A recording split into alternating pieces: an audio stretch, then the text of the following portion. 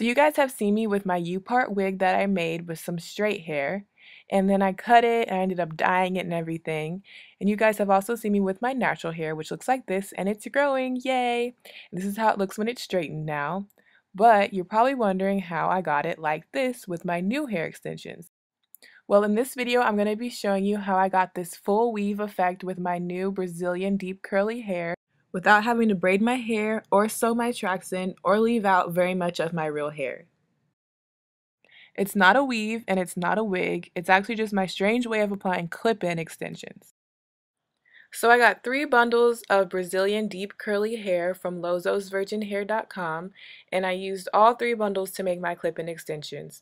I used a measuring tape to measure my head and see what size I needed to make all of my tracks and kind of calculate how long each track needed to be and if I was going to double them and things like that. And the virgin hair was too dark to match my real hair, so I needed to lighten it. So I used my bleaching products that I used in my ombre video, and I lightened the hair just a little bit so I can be more brown to match my real hair. And these are the products that I used. You can see them more in detail in my other ombre video. And this is how the hair turned out. Here you can see the browner hair versus the other virgin hair. So this is how much I lightened it. And as you can see, the hair took the bleach very well. It's still very shiny and healthy looking. There's no damage. I'm using these hair extension clips that I got from Sally Beauty Supply, along with this weaving thread, brown to match the hair, and a curved weaving needle. You can get all these things from Sally Beauty Supply. I wanted to double the wefts on my hair extensions, so here you can see me sewing 2 tracks together to create a thicker track. And then after that, I just sew clips onto each end. And if the track is really long, I'll sew a clip in the middle. So some tracks have 3 clips and some tracks have 2. This all depends on the size of your head and how you want it. So I came out with a total of 10 pieces for my set. I start off by parting out a small section of hair at the top of my head, kind of as if I'm doing a U-part wig, but a much smaller section, and I clip it out of the way. Then I spray my hair down with water if it's not already wet from the shower, and I use Tresemme mousse to help slick it down. I basically brush my hair into a low ponytail.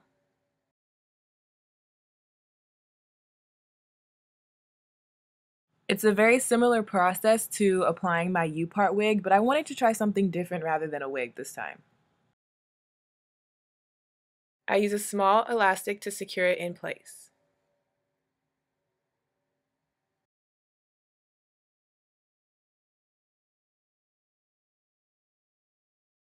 Then, using 2 or 3 bobby pins, I flatten my ponytail to my head. Longer ponytails can still do this, but if your ponytail is too long to flatten to your head, then that means that this method is not for you. As you can see, I'm leaving out some hair around the sides of my face.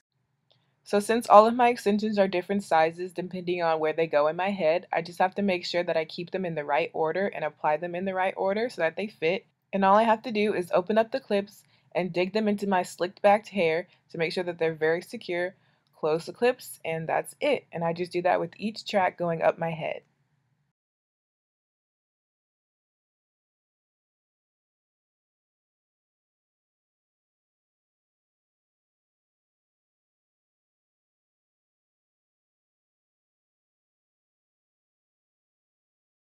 The fact that I'm placing individual tracks rather than one big wig makes this a lot less hot and uncomfortable to wear.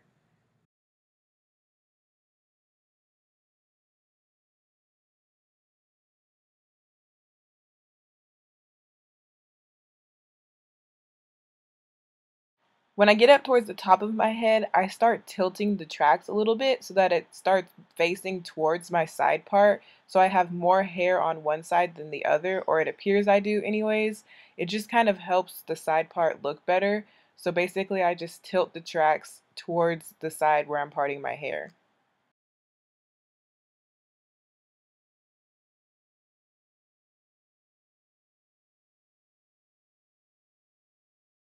This method basically creates the illusion of a sew-in weave, but it's 10 times easier.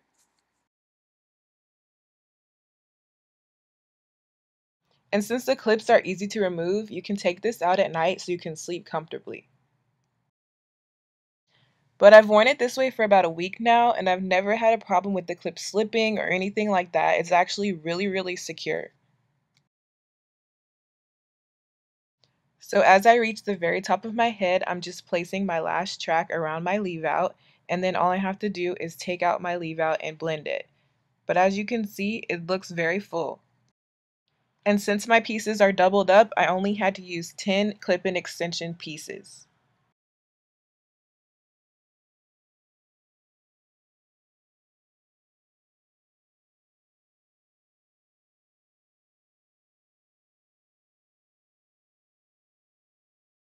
So then what I do to blend in my leave out is basically, since my hair is already curly, I don't have to do much. I know sometimes it's hard to blend in curly hair with curly hair extensions, or if you don't have curly hair, it's just hard to blend it in general. But my hair matches it pretty good, so I don't have to do too much. Basically, I just make sure that my real hair is kind of wet, and I use mousse and other products to kind of roll it and blend it into the actual extension, and then I let it dry so that when it's actually rolled up, it kind of defines the curl. So when it dries, it blends in with the curl pattern of the extension better. So it looks a little bit more like this, as you can see on the left side right now. This is how it looks when it's dry. And yeah, so it's pretty easy to blend it in. Other blending methods I could use would be an actual braid out or a twist out. I could use little flexi rods or actual rollers or something like that, but it's easiest for me just to kind of blend it in naturally. And that's it. Thanks for watching, guys. Hope you learned something. Subscribe to be updated of new videos, like this video for more like this one, check out my online clothing store, find me on Twitter, Tumblr, and Instagram, and thank you for watching.